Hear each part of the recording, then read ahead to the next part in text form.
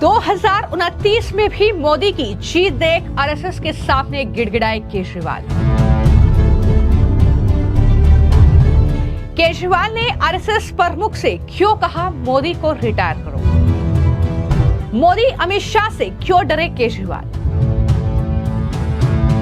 दिल्ली के पूर्व मुख्यमंत्री और आम आदमी पार्टी के राष्ट्रीय संयोजक अरविंद केजरीवाल जो शराब घोटाले में जेल में बंद थे, कुछ ही दिन पहले वो जेल से छूटे हैं, लेकिन उसके बाद से लगातार केजरीवाल आरएसएस से लेकर पीएम मोदी और अमित शाह पर बरस रहे हैं।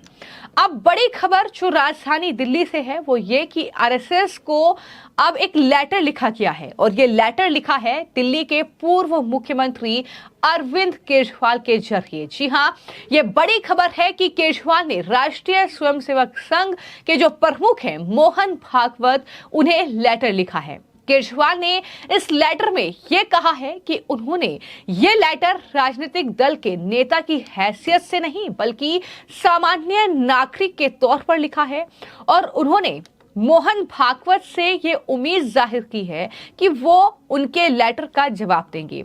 इस लेटर में अरविंद केजरीवाल मोहन भागवत से कुल 5 सवाल कर रहे हैं और 5 सवाल के वो जवाब जो है आरएसएस प्रमुख से मांग रहे हैं।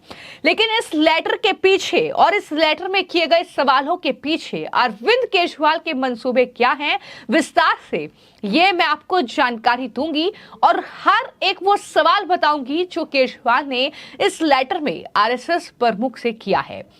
किस तरीके से वो प्रधानमंत्री नरेंद्र मोदी के रिटायरमेंट से लेकर बीजेपी और आरएसएस में फूट डालने की कोशिश कर रहे हैं, किस तरीके से वो सीबीआई और ईडी से डरे हुए हैं, ये तमाम सवाल जो है वो इस लेटर में किए गए हैं। अरविंद केजरीवाल ने जो लेटर लिखा है उसमें जो पहला सवाल है वो ये है कि जिस कानून के तहत आडवाणी जी 75 पार पर रिटायर उन्हें किया गया वो मोदी जी पर लागू नहीं होगा क्या। यह सवाल आरएसएस से केजरीवाल ने किया है। यहां पर साफ तौर पर यह दिख रहा है कि अरविंद केजरीवाल जो जेल में बैठे थे और यह सोच रहे थे कि यह चुनाव जो 2024 का है वो बीजेपी हार जाएगी, उनका रास्ता साफ हो जाएगा और जाहिर तौर पर ऐसा नहीं हुआ।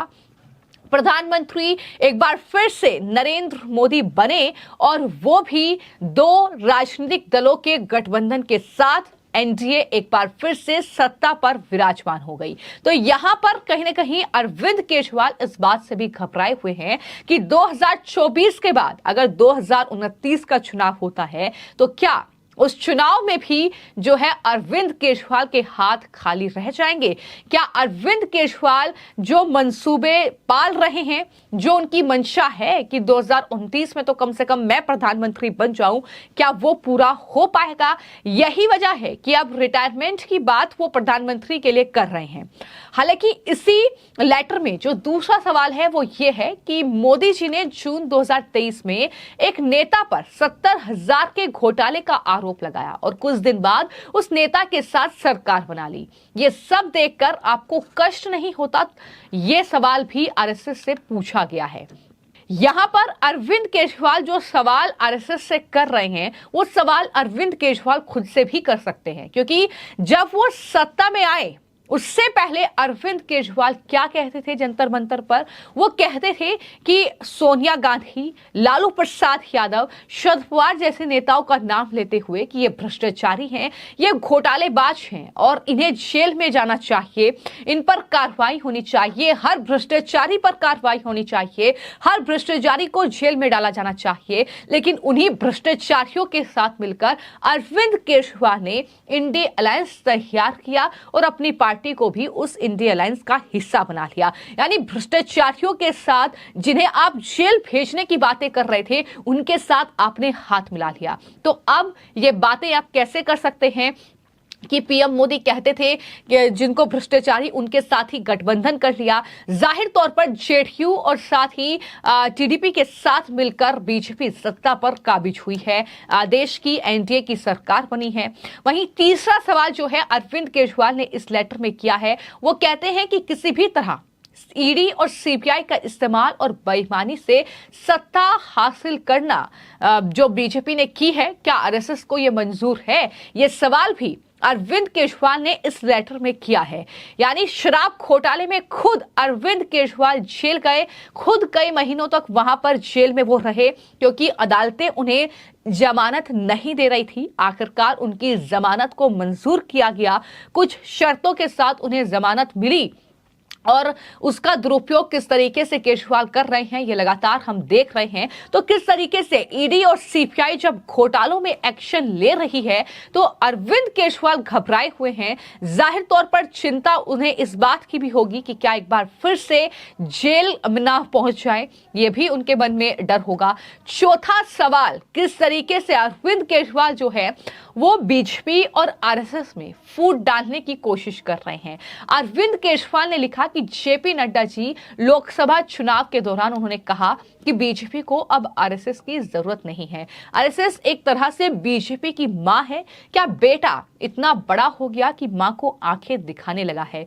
मुझे पता चला है कि नड्डा जी के इस बयान से हर आरएसएस का कार्यकर्ता आहत है। देश जानना चाहता है कि उनके बयान से आपके दिल पर क्या गुजरी है। तो ये अरविंद केजरीवाल आरएसएस के लिए सहानुभूति यहां पर प्रकट कर रहे हैं, लेकिन ये वही अरविंद केजरीवाल हैं, ये वही आम आदमी पार्टी के संयोजक हैं, ये वही आम आदमी पार्टी है जिनका हर नेता आरएसएस को दिन रात गालियां देता है, आरएसएस पर जो है बेतुकी बयानबाजी करता है। लेकिन आज उन्हें आरएसएस की इतनी फिक्र हो रही है सिर्फ इस वजह से कि वो आरएसएस और बीजेपी में फूट डालना चाहते हैं। तो ये कहीं ना कहीं अरविंद केजरीवाल सवाल लगातार पूछे जा रहे हैं। पांचवा सवाल जो इस लेटर में अरविंद केजरीवाल ने किया है वो ये कि तिरंगा आसमान में गर्व से लहराए सुनिश्चित करना ये हम सबकी जिम्मेदारी है। ये अरविंद केजरीवाल की सोच है और ये सोच हर एक भारतीय की है। लेकिन सवाल तो अरविंद केजरीवाल उनके साथियों के मंसूबों पर ही उठते हैं। जिस तरीके से राहुल गांधी विदेश जाकर देश विरोधी बातें करते हैं, जिस तरीके से अरविंद केजरीवाल की संलिप्तता जो है वो पंजाब में खालिस्तानी संगठनों के साथ दिखती है, जिस तरीके से अरविंद केजरीवाल को लेकर जब कुमार विश्वास खुलासा करते हैं कि दरअसल अरविंद केजरीवाल के मंसूबे पंजाब को लेकर ये है कि वो उसे अलग खालिस्तानी राष्ट्र बनाना चाहते हैं। तो यहां पर कौन देश के लिए गद्दारी कर रहा है, कौन देश के साथ गद्दारी कर रहा है, ये कहीं ना कहीं चीजें क्लियर होती हैं। तो कुल मिलाकर ये 5 सवाल थे अरविंद केजरीवाल के आरएसएस से। आरएसएस इसका जवाब कब देगा ये देखना होगा। मोहन भागवत या आरएसएस की ओर से कौन जवाब देगा ये देखना होगा। लेकिन फिलहाल मैंने आपको सिलसिलेवार ढंग से वो 5 सवाल बताए हैं जो अरविंद केजरीवाल ने मोहन भागवत से पूछे हैं। और कहीं ना कहीं अरविंद केजरीवाल खुद जो सवाल आरएसएस से पूछ रहे हैं अब सोशल मीडिया पर वो उन्हीं सवालों में घिर चुके हैं। और जाहिर तौर पर अरविंद केजरीवाल की बौखलाहट लाजमी है क्योंकि अरविंद केजरीवाल या पूरे इंडिया अलायंस ने जो मंसूबे पाले थे 2024 के चुनाव को लेकर वो पूरे नहीं हुए। जिस तरीके से एनडीए का गठबंधन ज्यादा दिन नहीं चलेगा, ज्यादा दिन तक चंद्रबाबू नायडू और नीतीश कुमार जो हैं वो मोदी के साथ नहीं रहेंगे, ये बातें इनकी तरफ से की गई। लेकिन आज जो तस्वीर है वो ये है कि सब एकजुट हैं और अच्छे से सब मिलकर सत्ता पर काबिज हैं और इनके मंसूबे कहीं ना कहीं फेल हो रहे हैं। यही वजह है कि न सिर्फ रिटायरमेंट की बात वो पीएम मोदी की कर रहे हैं, बीजेपी और आरएसएस में फूट डालने की कोशिश, ईडी और सीबीआई को घेरने की कोशिश और इस तरीके से आरएसएस से सवाल पूछने की ये जो तकलीफ है ये अरविंद केजरीवाल ने उठाई है, जिसको लेकर अब वो सोशल मीडिया पर भी घिरे हुए हैं। फिलहाल आपकी इस खबर को लेकर क्या राय है हमें कमेंट बॉक्स में जरूर लिखें। धन्यवाद।